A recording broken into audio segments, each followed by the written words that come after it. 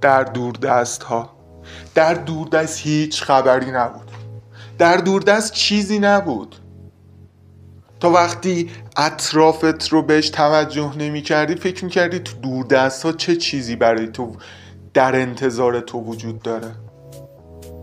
هیچ چیزی اونجا نبود، همه چیز تو اینجا بود، تو این لحظه، تو این زمان، و تو داشتی اون رو به شوق و ذوق جایی دیگر و انتخابی دیگر از دست میدادی.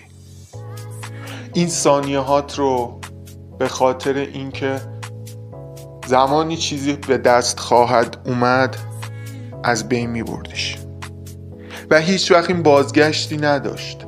تا حالا به این توجه کرده بودی؟ تا حالا توجه کرده بودی که زمان یک گذر بود و میگذشت و تو نمیتونستی هیچ کاری کنی؟ پس انتخابت رو عوض کن.